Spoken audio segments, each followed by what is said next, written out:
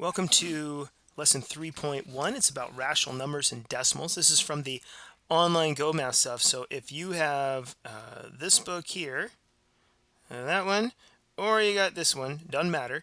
Same pages, same content. Let's get started.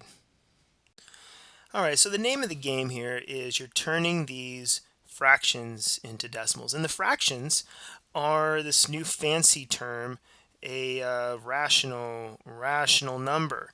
It's a fancy term for a fraction made of integers. And that's what we got here. 3 is an integer and 5 is an integer. So, like 89 is an integer and so is 100. And when you have a fraction of integers, that's a rational number. And to turn it into decimals, you have to divide. Maybe I'll just do it off to the side here. And you have, 3/5 is the same thing as 5 going into 3. Add the decimal. 5 doesn't go into 3, but it goes into 36 times. And that's 30. So that's 0. So it's 0.6. 0.6. And you're asked to say, is it terminating or is it repeating? And it comes to a stopping point. So it is terminating.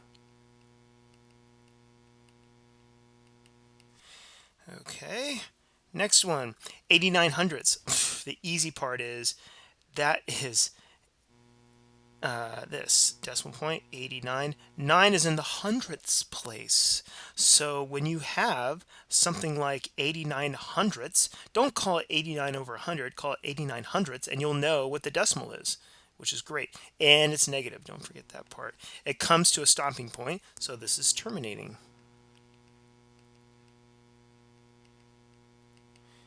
Okay, and we got this one, 4/12. That is the same thing as 1/3. If you simplify it, and we do that because when I divide 3 going into 1, 3 doesn't go into 1, but 3 goes into 10 3 times.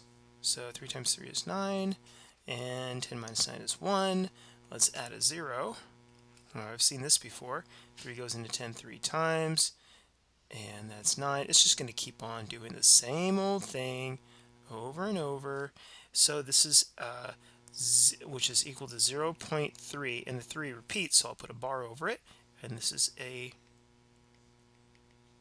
repeating decimal.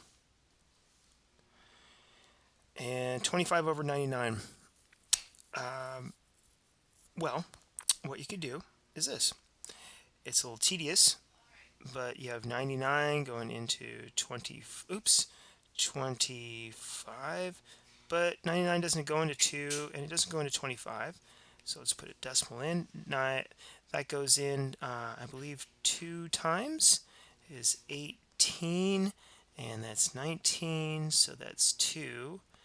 That's going to be 14, which is 5, and this is, yeah, there we go, 52. And let's bring down the 0, and that goes in, I think, 5 times. 9 times 5 is 45, and that's 49. So that's 5, and 11 minus 9 is 2. So 2, 5. Oop, look at this. We've seen it before. This is 2, 5, and then there's a 0. This is 2, 5, and I'm going to drop down a 0 here. So it's going to loop. It's going to keep on going. So this is going to be 0.25, but the 2 and the 5 repeat. It's going to go 25, 25, 25, 25, and this is repeating. And check this with a calculator. I mean, 7 over 9, I know that if I put 7 divided by 9 in a calculator, that's going to be 0.7 repeating, and it's negative. It's repeating. Go ahead and pause the video. 7 divided by 9 in a calculator. That's what it does. And for this one, I think what I'll probably do is I'll see that 9 over 25, 25 times 4 is 100. And so 9 times 4 is 36. That's 36 hundredths. And we can do the same thing that we were doing over here, where if this is over 100, it's 0.89. Well, this is over 100, so this is going to be 0.36. And it has a negative in front. And it comes to a stopping point, so it is terminating. Oops. Okay. 1/25. I see that 25 will go into 100 4 times. So 1 times 4 is 4, so it's 4 hundredths. And the way you write 400ths is 0.04 because 4 is now in the hundredths place. Huh? And again, you can put in a calculator. If you did 25 into 1.00, that doesn't go into 1, it doesn't go into 10, this is 0 there, but it goes into 100 4 times, and there's your 0.04, which is terminating. And okay, this one, I have no idea. I'm going to get my calculator out right now and divide 25 by 176. So 20, oopsie, maybe I'm not. All right, so I put it in the calculator and it gave me this long decimal, but the 454545, it keeps on repeating at that point. So that is a repeating decimal. 12 over 1,000. So let's find the thousandths place. This is the tenths place, the hundredths place, and the thousandths. So hundredths and then the thousandths. So that's what that is. That's 12 1,000ths. See how I did that? This is the tenths, the hundredths, and the thousandths. So there you go. And this is a terminating decimal. All right. Write each mixed number as a decimal.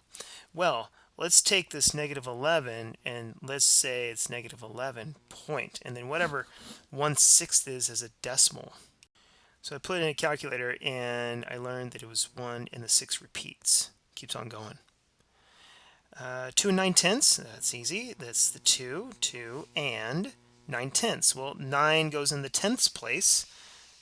You know, if you remember your place values, it's a tenths place. So there you go. And 7 and 3/15, so 7. Okay, 7 dot 3/15. Oh, that 3/15 simplifies to 1/5, and I know that 1/5 is 20 out of 100. So it'd be 7.2. Oh, yeah, I don't have to do that. It'd be 2/10. So 7.2 would be that. And if you do 3 divided by 15, you'll get 0.2. So there you go. This is 54 and 3/11ths. I don't know what that is. I'll put it in my calculator. All right, my calculator said it was 2/7 and this 2/7 repeats. Maggie bought 3 2/3 pounds of apples. What is the weight written as a decimal? I know that 2/3 is 0.6 repeating. So we have the 3 and the 2/3 is the 0.6 repeating. Done. It's over. Let's see, write that as a decimal, so it's -2 because of the -2, and then the 7/8, I think I'll put it in the calculator to make sure, and it was 0.875, so there's the whole deal. So Tom's trying to write 3/47 as a decimal.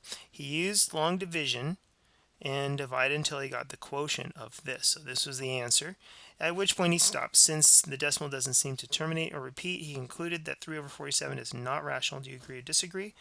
Well, let me write out my answer. Hold on.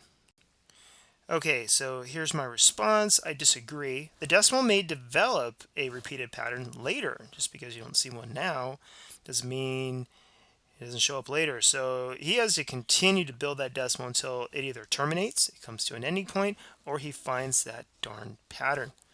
And that's what I got for this. I hope it helped. Thanks for watching.